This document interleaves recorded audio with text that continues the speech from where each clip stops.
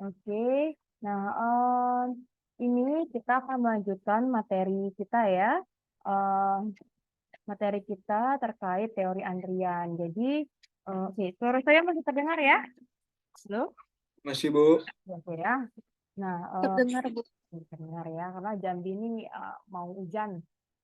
Oke ya, sebelum hujan lebat kita selesaikan. Jadi, em, setelah UTS ya, rekan-rekan akan melanjutkan materi yang namanya teori antrian. Jadi, memang kuliah kita itu riset operasi ya, riset operasi ya. Jadi, nah intinya itu kita adalah untuk optimasi. Jadi, kita menggunakan macam-macam algoritma untuk optimasi ya.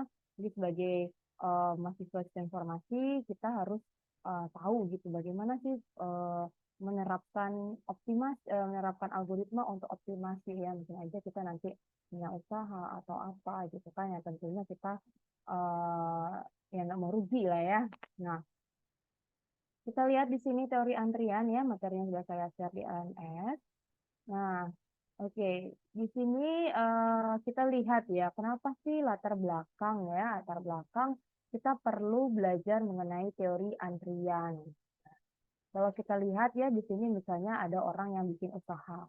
Tentunya orang yang bikin usaha ini, usahanya itu tuh sebagian besar ya operasionalnya itu berjalan dengan sumber daya yang terbatas. Kan nggak mungkin ya misalnya ketika misalnya kita buka toko nih ya, buka toko misalnya eh, kasirnya ada 10, pelanggannya ada 10, kan nggak mungkin seperti itu ya, kita punya pelanggan 10 tuh kasirnya 10, tentunya kita akan rugi ya, kita akan rugi,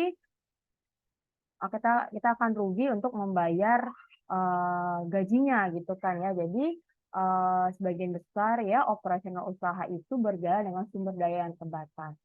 Nah, dengan sumber daya yang terbatas itu tentunya akan menimbulkan antrian ya, seperti kayak kasir. Kalau kita punya toko kan nggak mungkin ya tadi ya, seperti yang saya katakan, kalau kita punya pembeli 10 kan nggak mungkin kita punya kasir 10 gitu kan ya. Pasti kita kasir kita ya paling nggak 2 atau 1 seperti itu.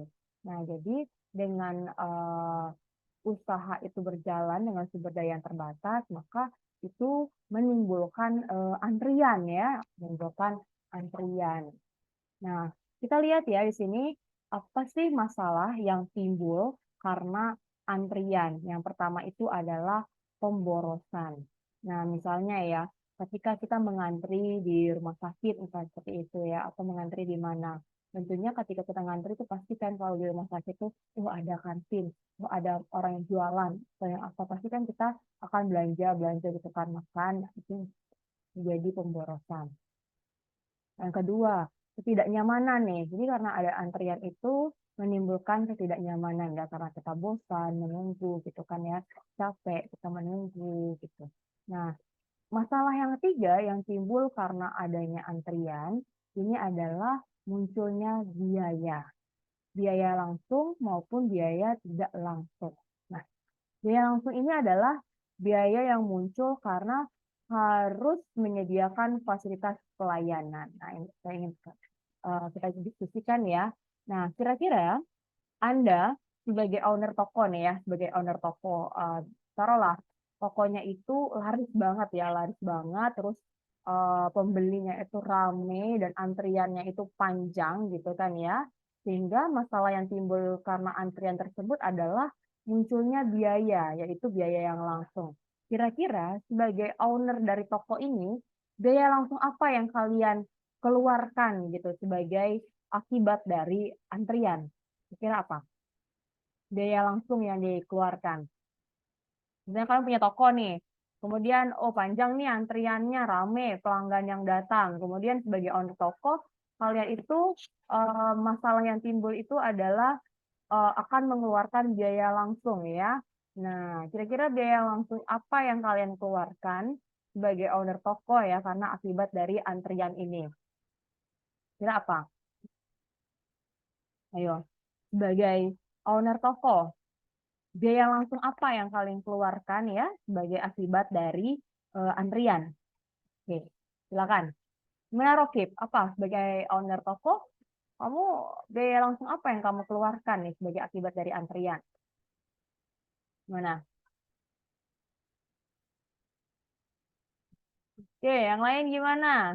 Tengah, ya, posisikan aja diri kalian sebagai owner toko gitu. Ya, Nur Iksan, kira apa? Apa biaya langsung yang timbul ya sebagai owner toko nih kalian?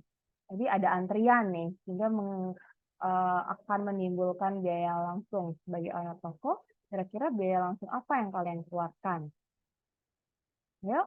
Mungkin ini Bu, fasilitas buat tempat yang nyaman buat ngantri. Oke, bener ya. Jadi si owner toko ini akan mengeluarkan biaya untuk menyediakan tempat ngantri ya, misalnya tempat duduk yang sebenarnya kita tidak perlu menyediakan tempat duduk yang bagus gitu kan, misalnya yang paling ya cuman cukup 2-3 kursi aja. Nah, dengan adanya antrian yang panjang, kita perlu membeli kursi yang nyaman untuk orang-orang duduk mengantri seperti itu ya, sehingga owner dari toko ini ya akan mengeluarkan biaya untuk membeli kursi misalnya seperti itu. Oke, apalagi selain kursi ya kira-kira biaya yang muncul ya akibat dari antrian jadi posisi kalian sebagai owner toko. Oke, selain itu apalagi? Putri, apalagi?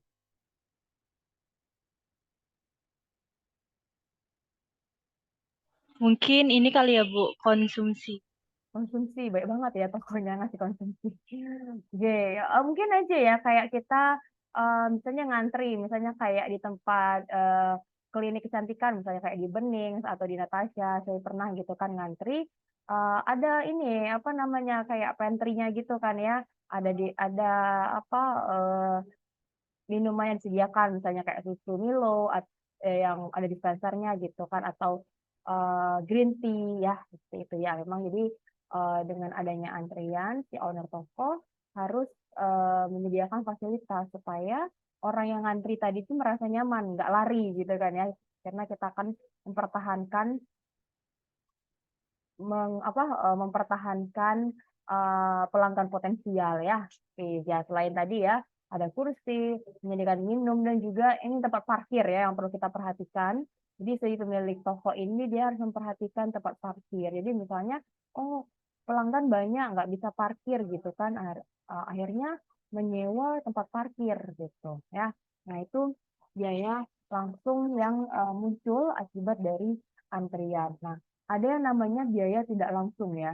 Biaya tidak langsung itu adalah biaya yang timbul karena orang harus mengantri atau menunggu untuk dilayani. Misalnya kayak kita pesan GoFood gitu kan ya, GoFood, abang Gojek disuruh ngantri. Anggap aja lah makan kita itu 30 menit mengantri. Kalau seandainya dia makin lama ngantri, artinya kan waktu yang dia gunakan untuk antri itu sebenarnya bisa dia gunakan untuk narik ini lagi ya, misalnya naik, nah apa menerima order yang lain seperti itu, sehingga ya dia merasa dirugikan karena antrian tadi ya. Gitu. Nah, teori antrian ini ya dikenalkan oleh Erlang tahun ya baru-baru abad 19 ya, udah berapa ratus tahun yang lalu. Nah, di sini kita lihat contoh antrian. Nah, kita pasti sering lah ya mengantri kayak gitu. Misalnya kayak kita ke bank. Di bank ya. Nah, ini tuh struktur antrian ya seperti ini ya. Jadi antriannya ada ya, di sini ada struktur antriannya, struktur ya apa namanya ya? Urutan ya antriannya.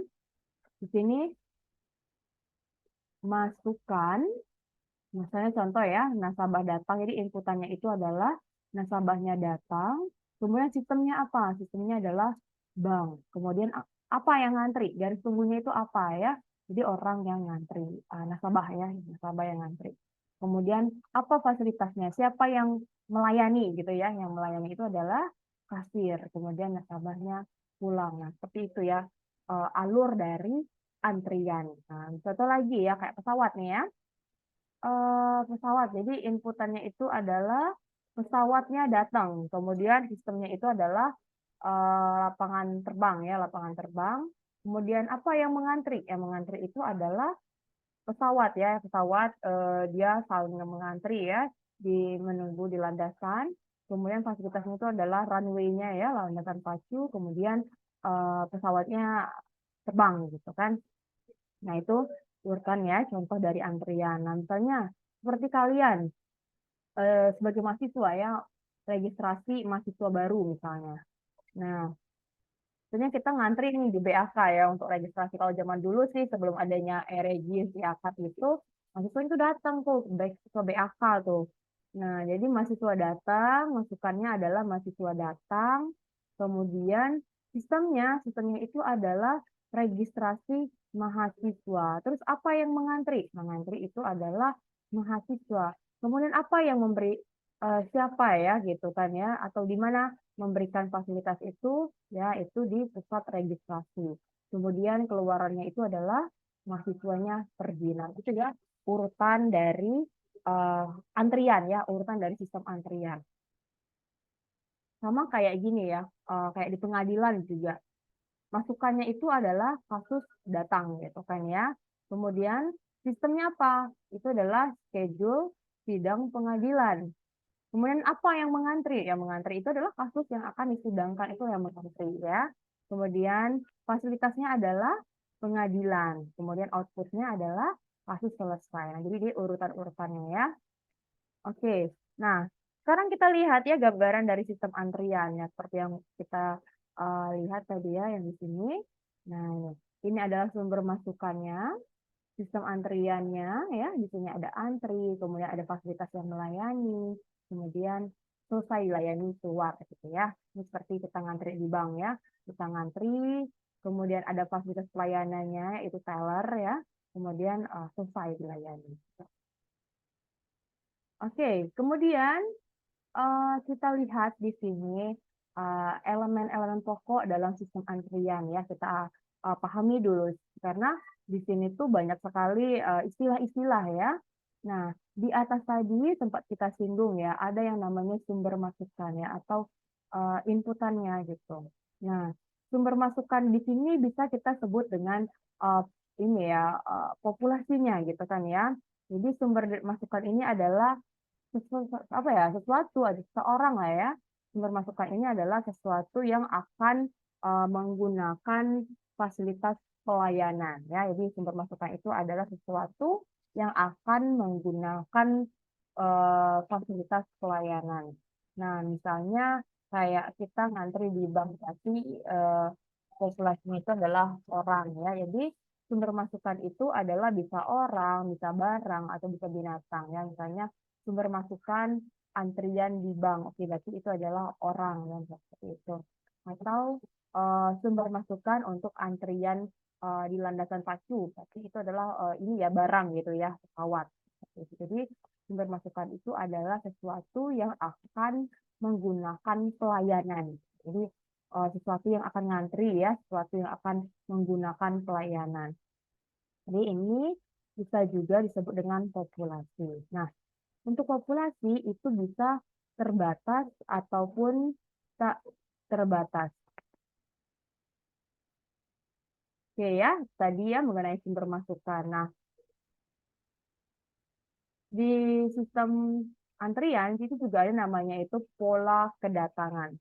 Pola kedatangan itu adalah bagaimana individu-individu itu masuki sistem antrian.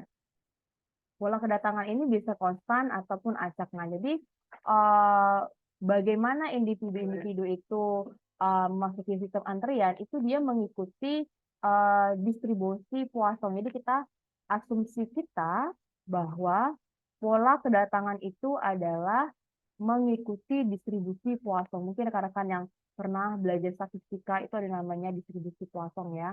Jadi di sini pola kedatangan itu ya kita mengikuti distribusi Poisson. Jadi kita nggak terlalu bahas apa itu distribusi Poisson. Jadi distribusi Poisson itu adalah distribusi ya dalam statistika. Jadi kita asumsikan bahwa pola kedatangannya itu mengikuti distribusi Poisson. Ya, jadi karena pola kedatangan itu kan bisa aja konstan, bisa aja acak ya. Misalnya dia datangnya per 1 menit gitu kan, atau dia datangnya per 3 menit gitu kan kita nggak tahu ya berapa. Jadi ya kita asumsikan aja bahwa pola kedatangan itu ya dia mengikuti distribusi Poisson gitu ya. Kemudian waktu antar kedatangan ya biasanya acak ya karena kita tidak bisa menentukan orang itu tuh datang. Sebenarnya antara orang satu dengan orang kedua itu datangnya itu berapa menit sekali itu kita kan nggak tahu ya. Nah, sehingga kita asumsikan bahwa pola waktu antar kedatangan biasanya acak mengikuti distribusi eksponensial. Nah, kemudian di sini ada istilah disiplin antrian. Nah, itu adalah pedoman keputusan individu ini untuk dilayani, ya. Disiplin antrian itu adalah ini ya, pedoman keputusan individu ini dilayani. Nah, biasanya dalam kehidupan hari-hari kan kalau kita mengantri ini disiplin antriannya itu adalah modelnya kan first come first serve ya. Dia siapa yang datang dulu dia akan dilayani duluan kan nggak ada ya kalau dalam kehidupan sehari-hari kita ini last come gitu kan first serve pun nggak ada ya, datang belakangan di servis duluan kan nggak ada, yang ada diambilin orang gitu ya, kamu mau ngantri gitu tapi minta dilayani duluan. Jadi untuk disiplin antrian biasanya kalau untuk antrian itu dia menggunakan ini ya, disiplin antriannya itu adalah first come first serve. Jadi siapa datang duluan dia akan dilayani duluan ya. Nah, ada juga sih disiplin antrian yang menggunakan yang namanya shortest processing time-nya.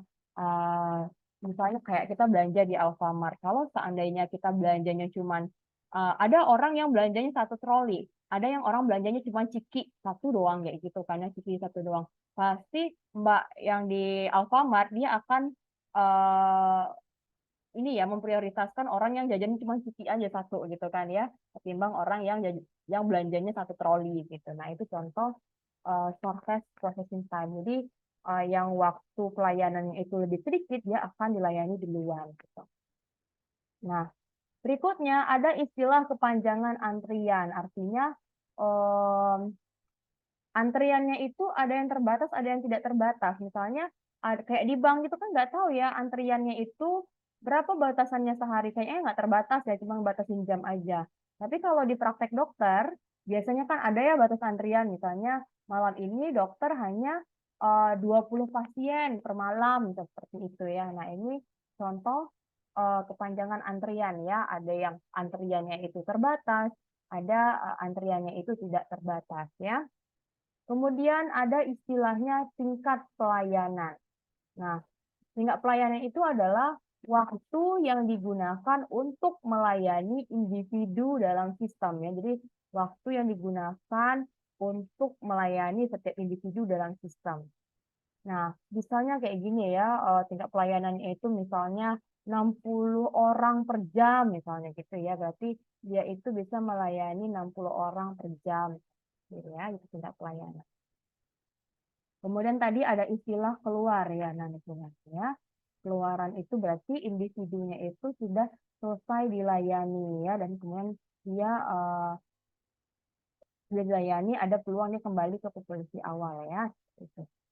Nah, itu tadi istilah-istilah ya yang ada di dalam sistem antrian. Nanti rekan-rekan tolong dipahami karena kalau nanti ya ada contoh-contoh soal, nanti istilah-istilah ini bakal keluar gitu ya. Nanti bingung, ini tuh tingkat pelayanan atau tingkat kedatangan ya. Nah, jadi kita harus tahu nih, apa sih maksud tingkat pelayanan, apa itu tingkat kedatangan gitu ya.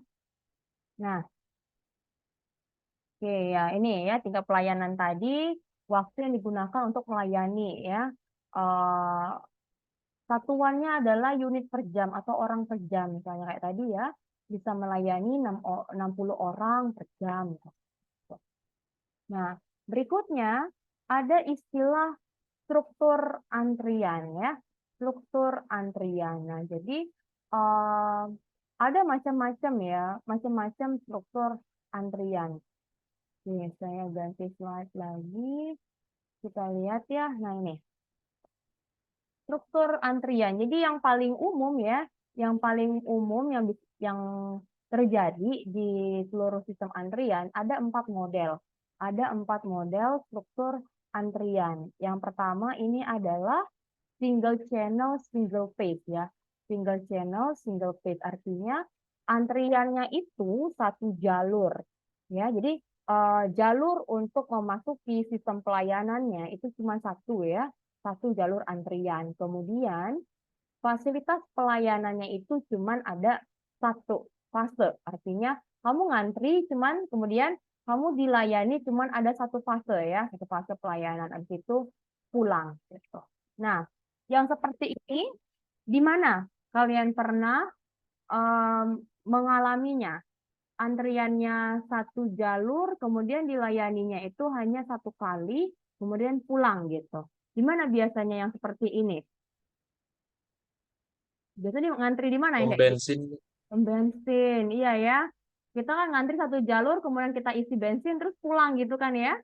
Nah, benar ya, single channel, single phase. Jadi, kalau seandainya kita ngantri satu jalur, dan kemudian fase yang dilayani cuma satu, dan kemudian selesai gitu kan ya, artinya ini adalah model single channel, single phase ya, contohnya seperti di SPBU. Nah, berikutnya, ini ada single channel multi-phase. Nah, kalau single channel multi-phase itu antriannya satu jalur, namun fase yang dilewatin itu lebih dari satu. Misalnya kamu ngantri nih, kamu ngantri di sini, habis itu kamu dilayani di sini, habis itu pindah lagi ke meja yang lain gitu, habis itu pulang. Di mana biasanya merasakan yang kayak gini nih, single channel multi-phase? Gimana yang bisa merasakan kayak gini nih? Antrian yang mana?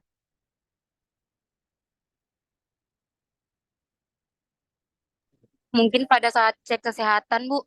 Iya, bener ya, cek kesehatan, misalnya kayak di puskesmas gitu kan ya. Nah, kita ngantri satu jalur misalnya gitu kan ya. Habis itu kita, biasanya kan kalau puskesmas tuh kita daftar ya di adminnya.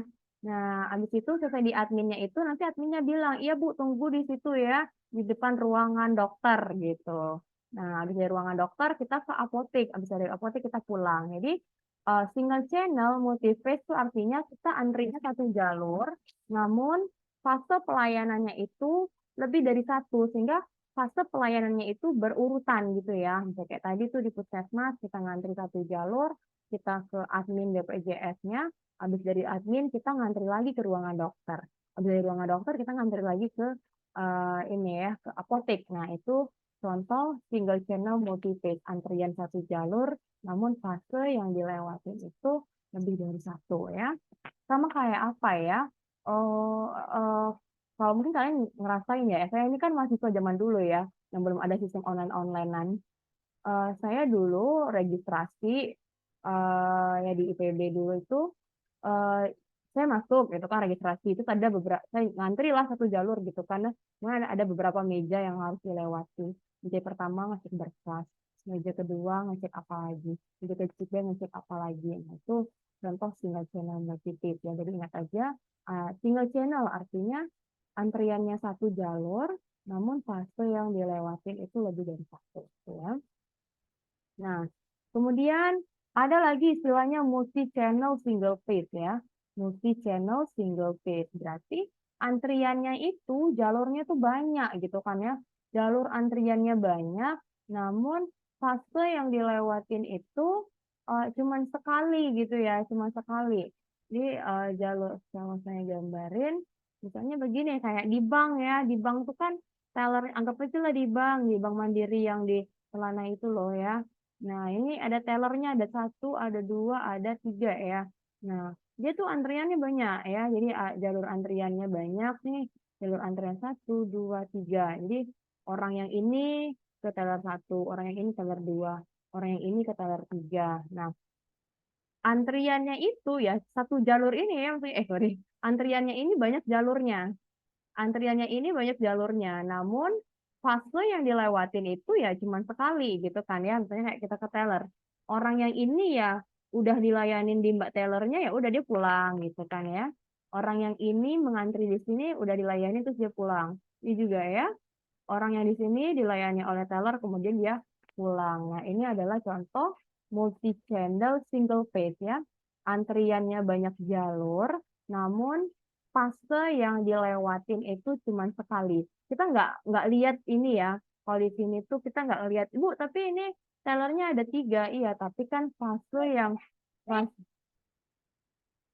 yang dilewatin itu kan cuman satu kali itu. Misalnya kayak dia ke teller, abis itu dia ngantri ke teller, terus dia pulang gitu kan ya. Nah, beda dengan yang sebelumnya ya. Sebelumnya tuh, kalau yang sebelumnya tuh kan multi phase gitu kan, banyak fase yang dilewatin. Tapi kalau di sini tuh single phase, fase yang dilewatin itu ya cuman sekali gitu kan. Oke, kemudian ada lagi ya, yang ini ya contoh ya. Ada lagi yang lebih ribet lagi. Nah, multi channel, multi phase artinya alur antriannya itu banyak dan fase yang dilewatin pun juga banyak gitu kan ya. Contohnya kayak kita di rumah sakit besar ya, rumah sakit besar.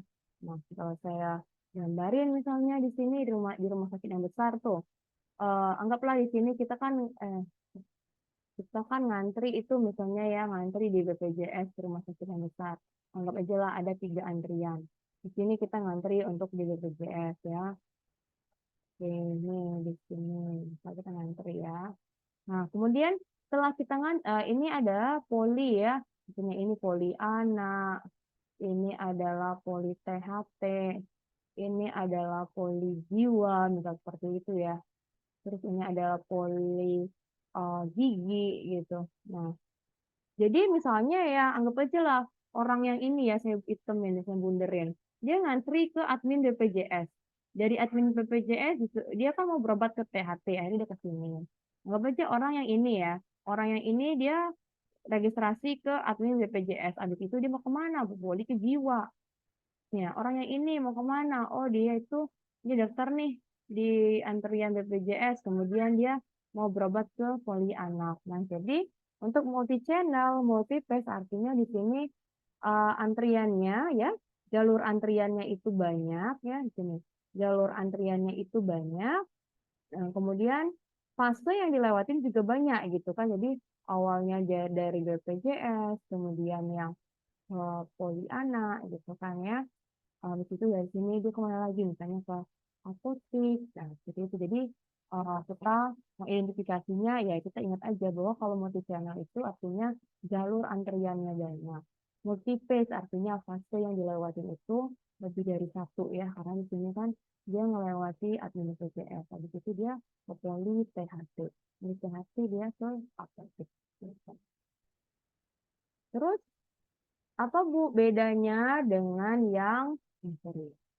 Terus apa sih Bu bedanya yang single channel multi phase? Nah, kalau single channel tuh antriannya cuma satu ya, misalnya kayak di praktek dokter tuh kan cuma satu ya antriannya cuma line-nya itu jalur antriannya itu cuma satu gitu, tapi pasti yang dilewati banyak. Nah, kalau yang multi channel multi phase itu tuh antriannya tadi ya banyak jalurnya. Antrian tadi banyak jalurnya, kemudian fase yang dilewati pun juga banyak ya seperti itu. Nah, em, nanti kalian ada project ya kan seperti yang kayak Pak itu kemarin kan juga ada ya projectnya. Nah, saya tuh bingung. Kalau yang kelas reguler, projectnya itu adalah dia turun lapangan, menghitung misalnya analisis antrian ya, dia misalnya menganalisis antrian di bank, antrian di rumah makan, di kantin atau apa gitu ya. Nanti berarti mahasiswa yang PMM ini ya ini ya berarti proyeknya individu ya, karena kan nggak mungkin turun lapangnya sama-sama gitu.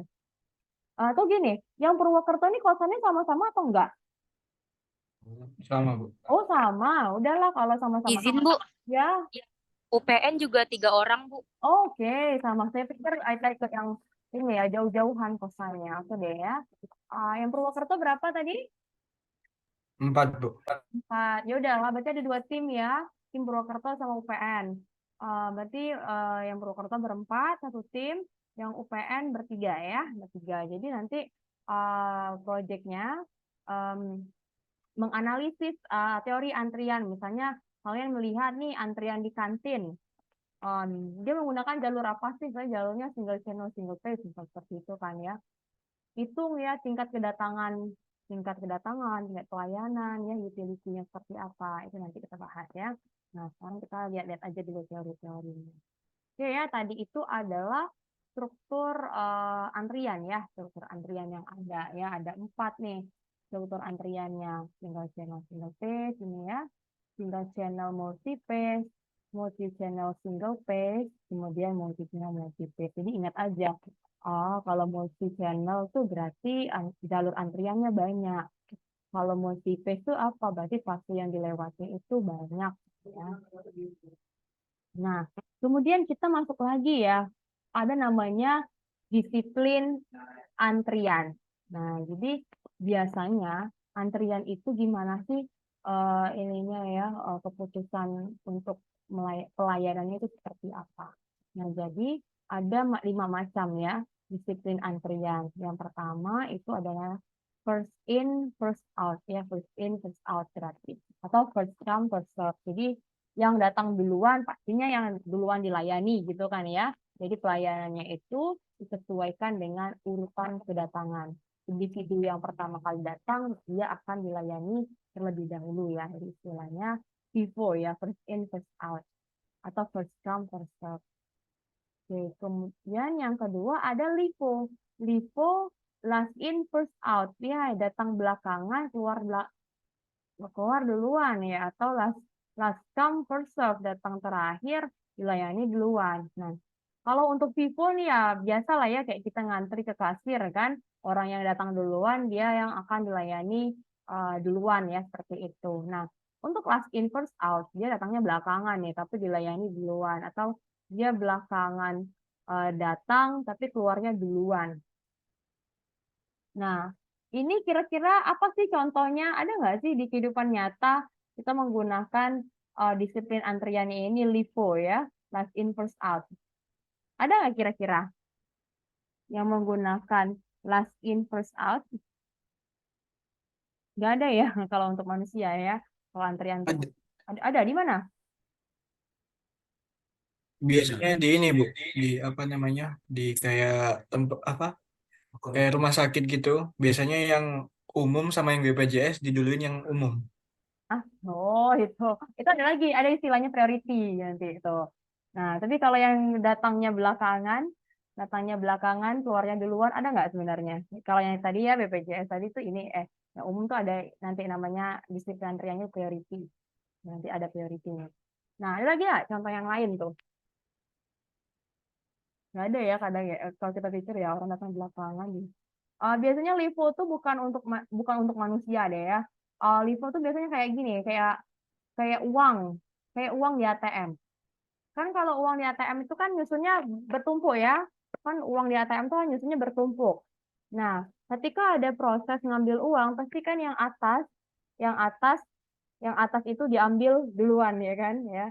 Kan yang atas itu kan last in ya. Kalau kita numpuk-numpukin uang kan artinya yang paling atas itu adalah yang paling terakhir kan ya, ditaruh kan. Nah, tapi dia ketika di mesin ATM, ketika di mesin ATM dia duluan yang keluar, ditarik kan dia duluan gitu kan ya. Nah, itu last in first out. Nah, ini juga ada ya istilah zero ya, service in random order. Jadi pelayanannya itu dilakukan secara random atau acak. Biasanya di toko yang nggak ada punya jalur antrian ya, kayak toko sayur lah ya, kayak kita belanja toko sayur. Kadang kan siapa yang datang duluan, siapa yang datang belakangan, pokoknya yang manggil manggil manggil ayu-ayu di warung itu kan ya pasti itu yang dilayani duluan ya, jadi random gitu. Kemudian ada yang disiplin antrian SOT ya, shortest operating time. Jadi pelayanan yang membutuhkan waktu paling cepat itu yang akan dilayani dahulu. Misalnya kayak kita tadi ya ke Alfamart, misalnya kalau kita jajannya tuh sedikit dibandingkan orang yang jajannya setroli, pasti orang yang jajan sedikit yang didahului bayar kan ya, seperti itu. Nah, ini yang tadi temennya sebutin, ada namanya PR ya, priority. Jadi ada disiplin antrian yang namanya priority ya, mendahulukan pelayanan individu dengan prioritas tertentu. Misalnya kayak di UGD, kamu datang ke UGD, meskipun kamu sakit gitu kan ya, tapi kamu datangnya tuh masih dalam kondisi yang bisa senyum. Pasti kamu nanti aja kan dilayani. Beda sama orang datang yang dalam kondisi nggak sadar. Misalnya nih, kamu bareng-bareng nih datang masuk gitu kan ya, satu orang yang kondisi nggak sadar, satunya kamunya masih bisa senyum-senyum, masih bisa duduk, masih bisa jalan gitu kan ya, pasti kamu dilayaninya belakangan. Nah, jadi Itu contoh disiplin antrian ya untuk yang priority ya. Nah, jadi di sini kita harus bisa mengidentifikasi, oh kasus saya ini dia itu sistem antriannya apa ya, gitu kan ya. Nah, ini tadi ya ada 5 macam disiplin antriannya. Jadi di teori antrian ini tuh banyak banget istilah-istilah ini, nanti kalian pahami dulu lah ya. Oke, jadi saya agak cepat ini menjelaskannya supaya kita bisa langsung contoh kasus ya. Karena kalau kita belajar teori aja tuh ya gimana gitu kan. Nah, berikutnya di sini ada yang namanya model-model antrian. Nah, ini yang akan kalian identifikasi ketika studi kasus nanti ya, turun lapang, studi kasus, itu kalian harus bisa mengidentifikasi antrian ini tuh menggunakan model apa ya. Nah, kita lihat dulu ya, di sini ada 4 model antrian ya. Jadi tuh ini notasinya ya, MM1II, SII. Nah, ini tuh apa? Oke, akan kita bahas ya. Jadi secara umum model antrian itu ada 4. Oke, kita lihat di sini. Nah, ini tadi ya. Nah, model umum sistem antrian ya. Jadi tergantung kasusnya. Jadi di dunia nyata itu tuh ada 4 ya model sistem antrian. Oke, kita lihat dulu ya model umum sistem antrian. Jadi tuh ini notasi-notasinya untuk mempermudah aja sih sebenarnya notasi ini. Ini kita lihat ya. Ini tuh kan ada ya, kita bilang aja kolom ya. Kolom 1, kolom 2, kolom 3, kolom 4, kolom 5 ya. Gitu ya. Oke, kita lihat di sini. Kolom 1 itu menyatakan tingkat kedatangan. Artinya berapa banyak sih orang yang datang dalam 1 jam, misal seperti itu kan ya. Nah, kolom kedua itu menyatakan tingkat pelayanan. Artinya dalam 1 jam bisa dilayani berapa orang. Kemudian kolom yang ketiga itu adalah jumlah fasilitas pelayanan. Jumlah fasilitas pelayanan itu ada 1 atau lebih dari 1 gitu ya. Kemudian kolom yang keempat itu adalah besarnya populasi. Kolom yang kelima itu adalah panjang antrian. Nah, kita lihat ya satu-satu. Pada model yang pertama, MM1II. Nah, ini maknanya adalah tingkat kedatangannya mengikuti sebaran poason. Ya. Kemudian di kolom yang kedua itu tingkat pelayanannya mengikuti sebaran poason juga ya di sini. Kemudian kolom yang ketiga jumlah fasilitas pelayanan. Jumlah fasilitas pelayanannya itu 1, artinya kasirnya cuma 1 gitu ya. Fasilitas pelayanannya cuma 1. Nah, kemudian yang kolom keempat itu adalah besarnya populasi. Besarnya populasi itu I itu artinya infinite, berarti orang yang datang itu bisa tidak terbatas. Berarti orang yang kayak di bank gitu lah ya. Orang yang datang tuh kan bisa nggak terbatas datangnya. Kemudian kolom kelima itu adalah panjang antrian. Antriannya itu I itu ada simbolnya adalah untuk infinite ya, infinite artinya antriannya itu tidak terbatas gitu ya. Nah, itu untuk model yang pertama. Oke, kita lihat lagi model yang kedua, sama ya, kolom ke-1-nya tingkat kedatangan mengikuti sebaran Poisson. Tingkat keduanya itu adalah tingkat pelayanan ya, juga mengikuti sebaran Poisson. Nah, di kolom ketiga itu adalah jumlah fasilitas pelayanan. S itu maknanya jumlah fasilitas pelayanannya itu lebih dari 1 ya, 2, 3, 1000 gitu kan ya. Nah, jadi kalau ada simbolnya S itu tuh maknanya adalah jumlah fasilitas pelayanannya lebih dari 1 ya. Kemudian kolom yang keempat itu adalah besarnya populasi. Artinya di sini besar populasinya kan simbolnya I. Itu maknanya adalah infinite. Infinite berarti populasi yang datang itu bisa tidak terbatas gitu ya, tidak terbatas datangnya. Ini juga ya kolom yang kelima, panjang antrian, artinya orang yang ngantri itu tidak terbatas panjangnya. Ya kayak Kayak di bank gitu kan, siapa aja bisa ngantri, berapapun orang gitu. Kemudian model yang ketiga ya, MM1IF. Oke, kita lihat ya. Model yang ketiga ini tingkat kedatangan mengikuti sebaran Poisson, tingkat pelayanannya mengikuti sebaran Poisson ya. Kemudian fasilitas pelayanannya yang di kolom ketiga ini adalah 1. Artinya dia ini jumlah fasilitas pelayanannya ada 1. Kemudian kolom keempatnya besarnya populasi. Besar populasi berarti orang yang datang itu tidak terbatas ya, alias infinite.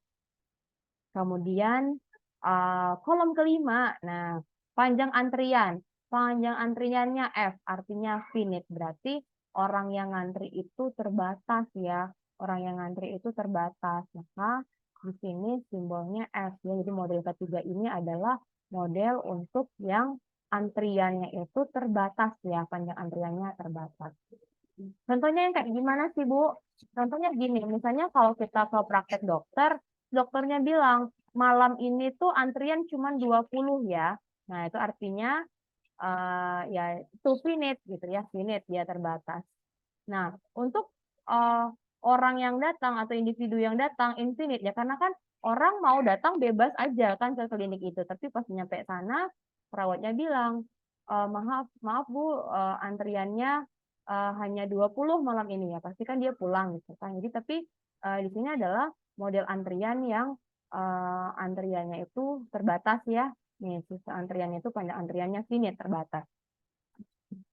Kemudian model yang keempat itu adalah MMSFI ya, di mana di sini tingkat kedatangannya mengikuti sebaran Poisson, tingkat pelayanan juga ya mengikuti sebaran Poisson, dan jumlah fasilitas pelayanannya S ya, berarti lebih dari 1 gitu ya, lebih dari 1 ini fasilitas pelayanannya S. Jadi simbol S itu menunjukkan simbol fasilitas pelayanan yang lebih dari 1.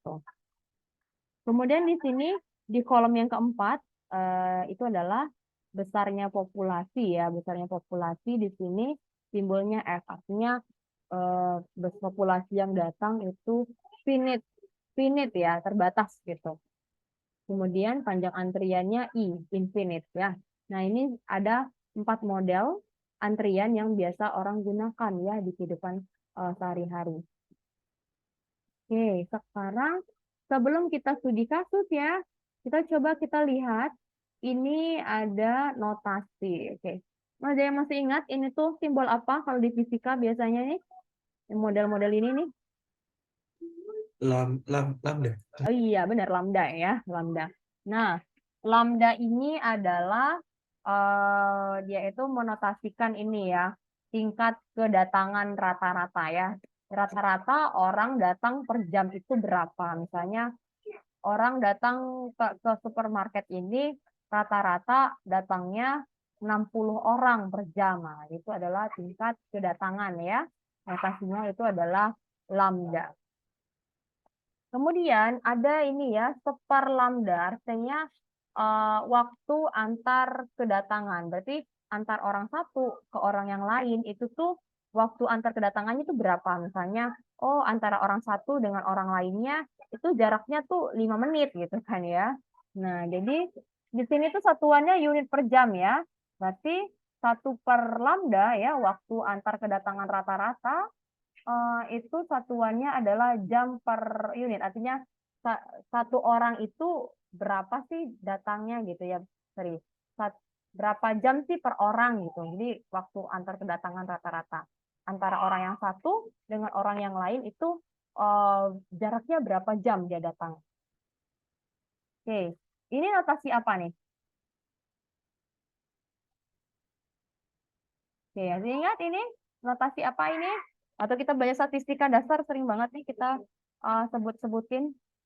Apalagi pas belajar tentang hipotesis ya. Oke. Ada yang masih ingat? Ini tuh simbol apa ini? Oke, kalau ini lambda. Kalau yang ini tuh apa?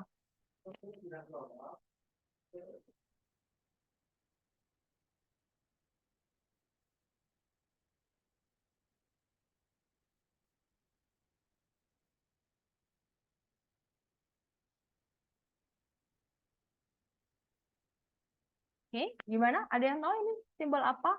Pas kita di statistika dasar tuh ada nih disebutnya. Ayo, apa nih?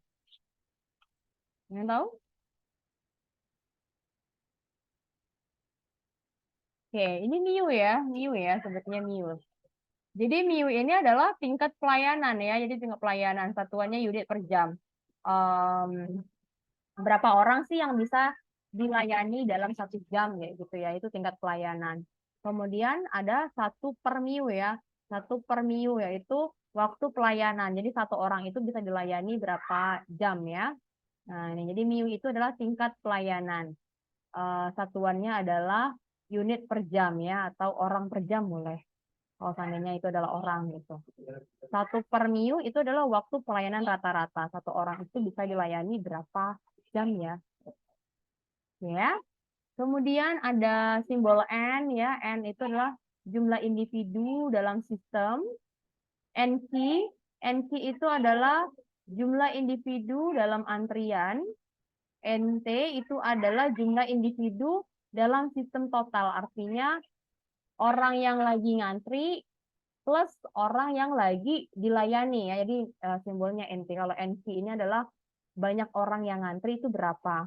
Kalau NT ini adalah jumlah orang yang ngantri plus orang dilayani. Jadi disebut dengan jumlah individu dalam sistem total ya. Jadi jumlah individu dalam sistem itu adalah orang yang ngantri plus orang yang sedang dilayani ya.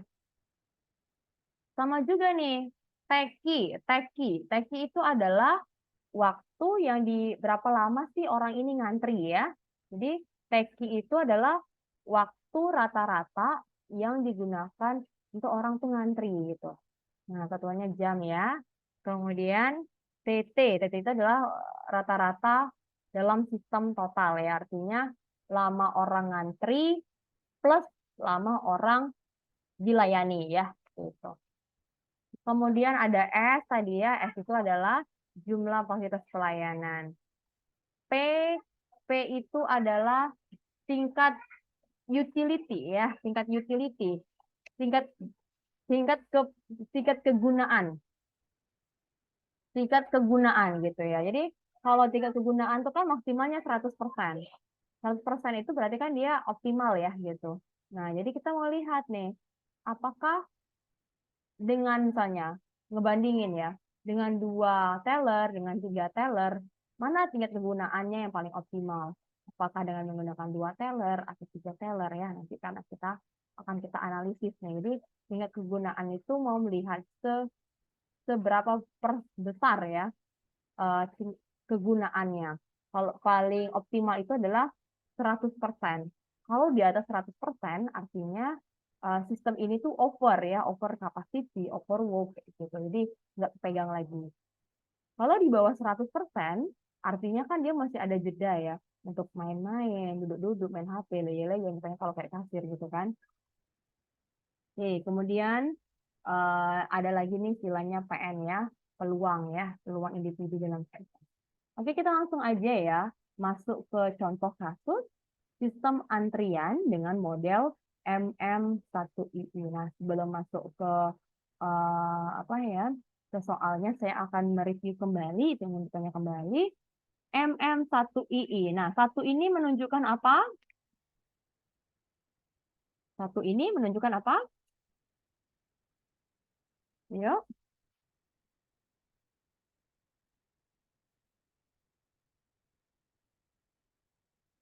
Jumlah fasilitas layanan. Oke, jumlah fasilitas layanan. Berapa jumlah fasilitas layanannya?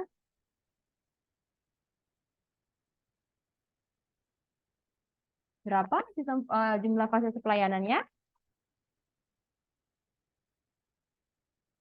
Oke, berapa jumlah fasilitas pelayanannya? Baru aja kan kita bahas beberapa menit yang lalu. Berapa fasilitas pelayanannya? Halo?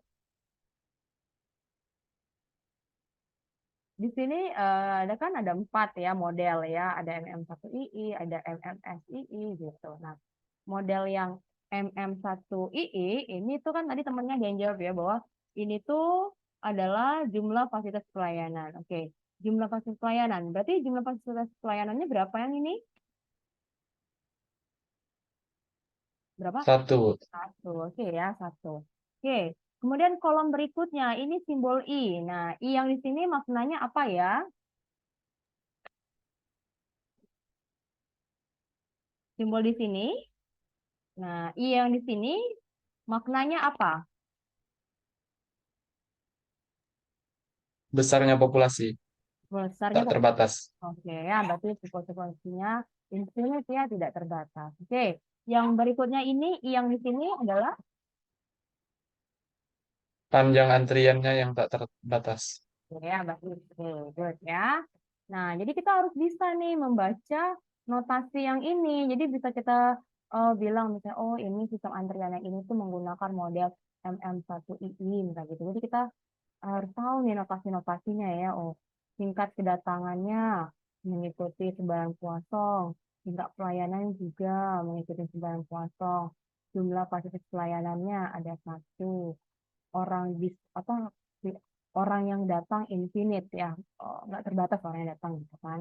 Kemudian orang yang ngantri itu tidak terbatas gitu ya. Jadi kita harus tahu membaca notasinya. Nah, berikut ini adalah ininya ya, gambar struktur sistem antriannya. Contoh nih ya, populasi, masukannya. Masukannya itu adalah populasi. Populasi ini kita tahu ya tadi bahwa orang yang datang itu adalah tidak terbatas ya. Berarti populasi ini infinite ya, tidak terbatas datangnya. Kemudian antrian, orang kan ini masukan nih, kemudian ini kan ngantri nih. Nah, antriannya itu menggunakan sebaran kosong ya. Kemudian di sini itu maksudnya orang yang datang itu mengikuti sebaran kosong ya. Kemudian dia itu ngantri dengan menggunakan disiplin antrian first come first serve ya. Kemudian panjang antriannya itu tidak terbatas ya, infinite. Kemudian fasilitas pelayanannya, orang ini dilayani menggunakan distribusi kosong dan jumlah fasilitas pelayanannya itu ada 1. Habis layani dia keluar ya, jadi ini urutannya. Oke, jadi kenapa kita harus bisa mengidentifikasi ini tuh menggunakan model yang mana ya? MM1II kah, MMSII kah gitu. Karena beda model antrian, perhitungan atau rumusnya pun juga beda. Coba kita lihat, ini tuh rumus untuk MM1II. Nah, sementara kalau kita punya model MMSII ya, di mana di sini S ini kan menunjukkan jumlah fasilitas pelayanan. Di sini tuh jumlah fasilitas pelayanannya kan ada 2, misalnya taruhlah misalnya di bank. Di bank itu kasirnya kan banyak tuh kan ya, tellernya banyak. Nah, sehingga dia menggunakan model MMSII ya. Nah, ini kan fasilitas pelayanannya lebih dari 1 nih. Kita lihat. Nih, begini dia menghitung rumusnya. Panjang, jelimet. Jadi beda model antrian akan beda rumusnya gitu. Jadi kita harus bisa nih mengidentifikasi model antrian itu menggunakan model yang mana. Kalau seandainya di soal ada bilang terdapat 3 buah teller atau 3 buah kasir, oke berarti dia menggunakan model MMS gitu ya. Kalau seandainya di soalnya itu nggak dibilang berapa kasirnya, berarti dia menggunakan MM1 ya gitu. Jadi kalau ada 3 teller atau 4 kasir atau apa, pokoknya dia nyebutin lebih dari 1, berarti itu dia menggunakan model MMS. Nah, ya kita selesaikan kasusnya. Ini rumusnya NQ ya, berarti di sini kita mau menghitung banyaknya orang yang ngantri ya. Banyaknya orang yang ngantri itu rumusnya adalah lambda kuadrat dibagi dengan mu kali mu kurang lambda. NT, banyaknya orang dalam sistem, artinya orang yang ngantri plus orang dilayani. Berapa orang? Nah ini rumusnya adalah lambda dibagi mu kurang lambda. TQ, lama waktu kita mengantri. Lambda dibagi mu kali mu kurang lambda. TT, waktu total dalam sistem. Lama kita ngantri plus lama kita dilayani gitu ya. 1/mu kurang lambda. P, P ini adalah tingkat utility atau tingkat kebergunaannya. Rumusnya itu adalah lambda per minute. Tingkat kedatangan dibagi dengan tingkat pelayanan. Jadi kita bisa membandingkan antara tingkat pelayanan dengan tingkat kedatangan dengan tingkat pelayanan. Kalau tingkat kedatangannya lebih tinggi daripada tingkat pelayanan, pasti kan itu utility-nya lebih dari 100% dong ya, karena orang yang datang lebih banyak dengan orang yang dilayani gitu kan ya. Berarti dia nggak kepegang gitu kan. Makanya kalau seandainya tingkat kedatangannya itu lebih tinggi daripada tingkat pelayanannya, maka dia itu akan over ya. Oke, kita langsung aja masuk ke contoh kasus. Nah, ini contoh kasus untuk sistem antrian model MM1II ya. Oke, ini. Seorang pengusaha restoran mulai merasakan antrian yang terlalu panjang, terutama pada saat makan siang ya dan makan malam gitu.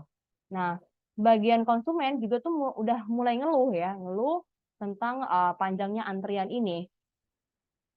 Oleh karena itu, untuk menghindari ya potensi hilangnya konsumen, si pengusaha tadi dia akan menganalisis antrian guna mendapatkan solusi yang optimal. Nah, di sini dia akan menganalisis apakah saya cukup menggunakan satu orang kasir aja atau saya perlu menambah 2 kasir gitu kan. Karena kalau tidak dianalisis seperti ini, biasanya dia ya udahlah saya tuh tambahin aja lah satu kasir. Ternyata tingkat utility-nya dengan satu aja itu belum optimal gitu kan ya.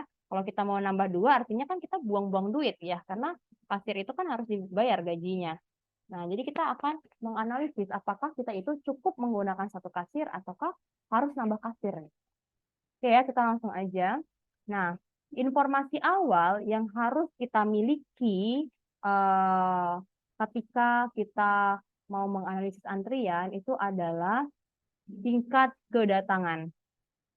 Kita harus tahu nih tingkat kedatangannya itu berapa. Jadi 1 jam itu berapa orang yang hadir, yang datang gitu ya.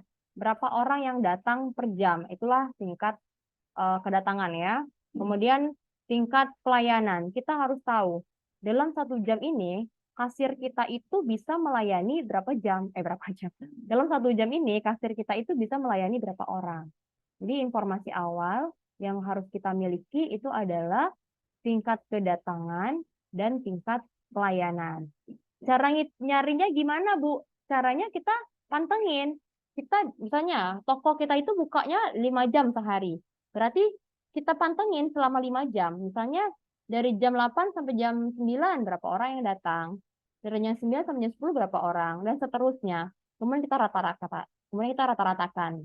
Dapatlah tingkat kedatangan rata-rata. Kemudian tingkat pelayanannya tuh gimana, Bu, taunya? Ya kita pantengin. Kasir kita itu bisa melayani dalam 1 jam itu berapa orang. Nah, itulah yang kita sebut dengan tingkat pelayanan. Misalnya dalam 1 jam kasir kita itu bisa melayani 25 orang, misalnya gitu ya. Itu ya, nanti kalian saat turun lapang, bagi tugas, ada yang menghitung tingkat kedatangan, misalnya kayak di bank itu. Berapa orang sih yang datang selama banknya itu buka dari jam 8 sampai jam 3 misalnya. Berapa orang sih yang datang gitu. Kemudian kalian rata-ratain. Kemudian tingkat pelayanan. Kalian patengin tuh kak tellernya. Selama 5 jam dia itu bisa melayani berapa orang. Kemudian kalian rata-ratakan per jam gitu. Nah, di sini dia dapat ya tingkat kedatangannya itu adalah 50 pelanggan per jam. Berarti ini adalah tingkat kedatangan ya. Dalam 1 jam itu ada 50 pelanggan. Itu adalah tingkat kedatangannya. Kemudian, nah di sini informasi tingkat pelayanan kita belum dapat nih. Tapi waktu pelayanannya itu kita sudah tahu. 1 menit per pelanggan. Nah, untuk tingkat pelayanannya berapa nih? Katanya 1 menit per pelanggan ya. Tingkat pelayanan itu kan satuannya orang per jam ya, atau unit per jam. Nah, kita tahu bahwa orang itu 1 pelanggan dilayani 1 menit. Berarti kalau tingkat pelayanannya per jam itu ada berapa pelanggan?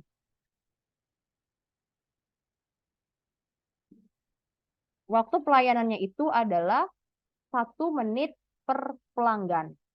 1 menit. Jadi 1 pelanggan itu bisa dilayani dalam 1 menit. Nah, untuk tingkat pelayanan itu kan adalah per jam itu berapa orang yang bisa dilayani. Itulah tingkat pelayanan. Nah, kita dapat info di sini bahwa 1 pelanggan itu dilayani dalam 1 menit. Oke, berarti untuk tingkat pelayanannya itu berapa? Satuan tingkat pelayanan itu adalah unit per jam. Oke, berapa? 60 unit per 60. jam. Oke, benar ya. 60 unit per jam itu 60 orang per jam gitu ya. Jadi tingkat pelayanannya itu adalah 60 orang per jam ya. Nah, orang yang datang 50 orang per jam. Tingkat pelayanannya 60 orang per jam. Artinya dalam 1 jam itu kasir bisa melayani 60 orang gitu ya. Kalau tingkat kedatangan itu artinya dalam 1 jam ada 50 orang yang datang gitu. Nah, sekarang pertanyaannya itu adalah kita disuruh ngukur nih tingkat utility atau kebergunaan. Satuannya P ya. Kemudian kita disuruh nih ngitung rata-rata dalam antrian tuh yang ngantri ada berapa orang. Kemudian berapa banyak sih orang dalam sistem. Berapa lama kita ngantri. Berapa lama kita nunggu gitu ya. Nunggu dalam sistem. Nah, sekarang kita disuruh ngitung nih atau menganalisis ya berapa sih tingkat kegunaannya. Kalau seandainya kurang dari 100% artinya belum terlalu optimal karena ada waktu yang dia gunakan untuk leye-leye gitu kan ya, bisa bisa main-main HP, bisa duduk-duduk, bisa makan-makan gitu. Kalau 100% artinya tuh dia nggak bisa ngapa-ngapain, nggak bisa ngapain, dia nggak bisa sempat duduk lagi. Waktunya itu memang optimal untuk melayani gitu kan ya kalau 100%. Kalau lebih dari 100% artinya nggak kepegang lagi gitu, nggak bisa terhandle lagi gitu. Nah, sekarang kita akan menghitung tingkat utility ya atau kebergunaan. Rumusnya itu adalah lambda bagi I ya. Tadi lambda kita sudah tahu ya, tingkat kedatangannya itu adalah 50 orang per jam gitu ya. Kemudian tingkat pelayanannya itu adalah 60 orang per jam. Berarti tingkat kedatangannya itu orang dalam 1 jam itu datangnya ada 50 orang. Tingkat pelayanan itu artinya kasirnya itu dalam 1 jam bisa melayani 60 orang gitu ya. Nah, rumusnya untuk tingkat utility adalah lambda per mu. Lambdanya adalah 50. Mu-nya adalah 60. Sekitar 0,83. Oke, berarti maknanya adalah 83% waktu pelayan ini digunakan untuk melayani. Sisanya berarti ini berapa? Ini 83% ya. Oke, berarti 83% waktu waktu kasir ini digunakan untuk melayani. Berarti sisanya 17% dia bisa santai-santai. Jadi 17% dari waktunya itu dia bisa santai-santai, duduk-duduk, lele-lele, makan-makan gitu. Jadi dia itu kerjanya cuma 83% dari waktunya gitu kayak ya. Sisanya 17% dia bisa duduk-duduk gitu. Jadi ideal time-nya itu 17%. Ya, artinya kan ini belum mencapai 100%. Artinya ya belum optimal 100% gitu. Artinya si kasirnya ini masih bisa nih santai-santai gitu kan ya. Sehingga keputusan si owner tadi untuk nambah kasir itu belum kuat. Kenapa? Karena utility-nya belum 100%. Artinya kasirnya ini masih bisa santai-santai gitu kan ya. Nah, jadi belum cukup kuat alasan dia untuk nambah kasir. Karena utility-nya belum sampai 100%, masih 83%. Artinya yang kepake waktu sama kasir ini cuma 83%. 17% sisanya ini ya waktu dia untuk duduk-duduk main HP ataupun santai-santai gitu kan ya. Nah, gitu. Nah, kemudian pertanyaan berikutnya, berapa sih jumlah rata-rata pelanggan dalam antrian? Artinya kita mau ngitung di dalam antrian kita itu tuh ada berapa orang. Nah, Ini rumusnya ya. NQ sama dengan lambda kuadrat dibagi mu kali mu kurang lambda ya. Kita dapat tadi lambdanya kan 50 nih. 50 kuadrat per 60 kali 60 kurang 50 ya. Kita dapatlah di sini ya. Berarti kita bulatkan. Berarti di sini tuh ada 4 pelanggan ya. Berarti kalau saya gambarkan ini kasir ya. Ini kasir. Berarti yang ngantri di sini tuh ada 4 orang ya. Ada 4 orang nih yang ngantri. Oke ya. Nah, kemudian pertanyaan berikutnya itu adalah nih, jumlah pelanggan dalam sistem. Nah, pelanggan dalam sistem itu maksudnya adalah gini, orang yang ngantri plus orang yang dilayani. Totalnya itu berapa? Kalau kayak di toko kan, misalnya ini tuh kasir ya. Ini ada orang yang ngantri, misalnya di sini ada orang yang dilayani. Nah, ini namanya total dalam sistem gitu. Ya, itu total dalam sistem namanya.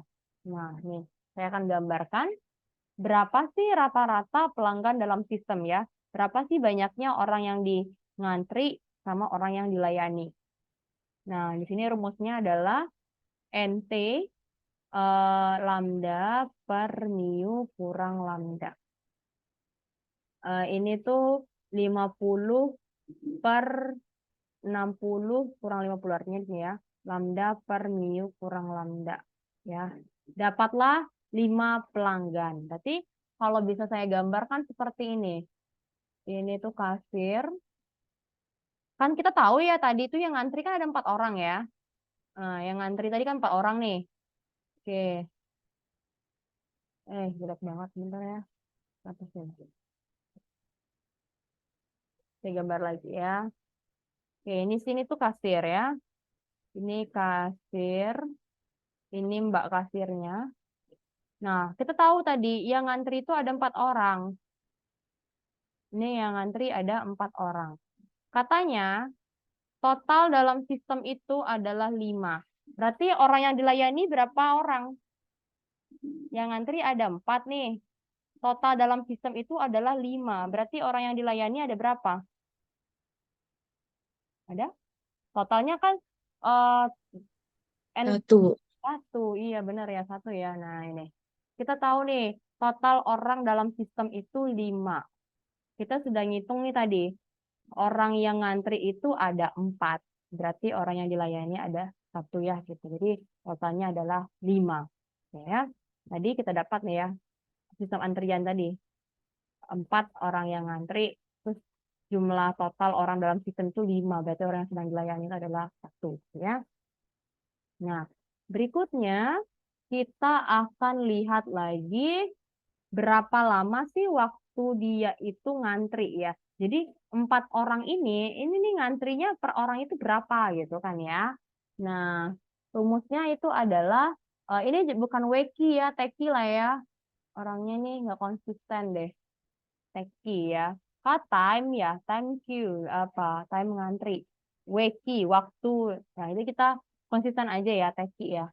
Teki lambda per mu kali mu kurang lambda. Kita ikutin aja ya rumusnya nih. 50 per 60 kurang 60 kali 60 kurang 50 ya. Dapatlah 0,833 jam. Tapi kan kalau kita pakai satuan jam nggak kerasa kan? Berapa lama kamu ngantri tadi? 0,0833 jam. Itu berapa lama sih? Kita nggak tahu 0,083 itu berasanya kayak gimana kan kita nggak tahu ya, karena itu tidak familiar di kita. Berapa lama kamu ngantri ya? Sekitar 0,083 jam. Jadi kita konversi aja, konversi ke menit ya. Jadi di sini 0,083 kali 60 yaitu 5 menit ya. Jadi kita tahu di sini satu orang itu akan menunggu 5 menit ya, 5 menit. Kemudian berikutnya kita pengen tahu di dalam sistem ini kita itu berapa sih lama waktu. Jadi orang ngantri plus dilayani itu tuh akan menghabiskan berapa lama gitu kan ya. Nah, kita cari di sini ya. Ini jangan W ya, T aja ya. T total ya. 1 per mu kurang lambda. ini 1/10 ya, 0,1 jam. Nah, lagi-lagi karena kita tidak familiar dengan 0,1 jam itu berapa sih? Ya udah dikonversi aja 0,1 kali 60 ya, berarti 6 menit. Jadi kita bisa bilang, oh total orang dalam sistem itu waktunya adalah 6 menit gitu. Orang mengantri itu 5 menit. Jadi dari satuan jam ini kan konversi aja ya, supaya lebih jelas gitu. Nah, kita tahu nih, orang ngantri di sini 5 menit. 5 menit. Kemudian total dalam sistem itu adalah 6 menit. Berarti lama orang dilayani itu berapa menit sih? Berapa? Berapa menit? Kita tahu ngantrinya 5 menit nih. Total dalam sistem itu adalah 6 menit. Berapa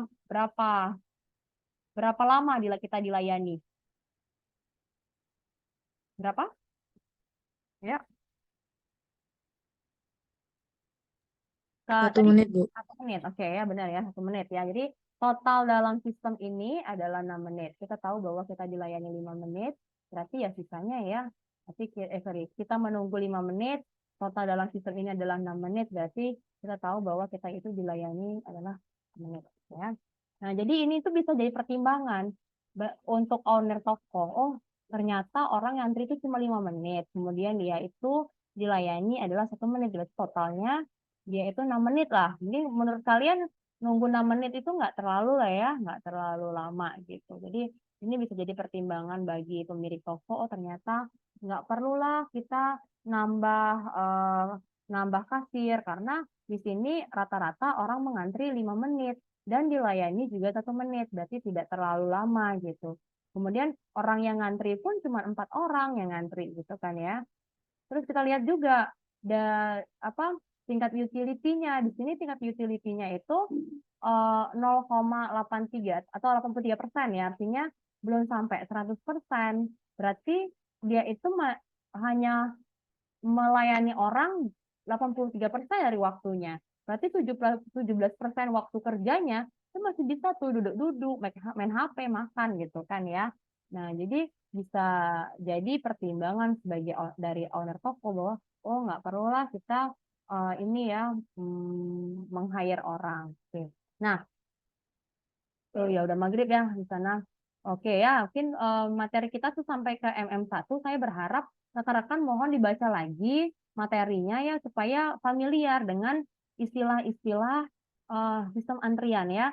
Karena minggu depan kita akan melanjutkan materi kita dengan model MMS11 ya. Nah, bagaimana kalau tingkat fasilitas pelayanannya itu lebih dari 1. Nah, ini akan kita bahas untuk minggu depan. Minggu depan waktunya segini juga ya? Gimana ketua kelas untuk waktu depan waktunya segini juga? Mungkin diskusi dulu lagi kali ya, Bu. Ya. Oh, jangan sore-sore deh, saya tuh pulang kerja. Oh, baik, Bu. Ya, nanti waktu kita jadi sedikit kuliahnya. Soalnya waktunya ya jam 4 tuh baru pulang kerja banget ya.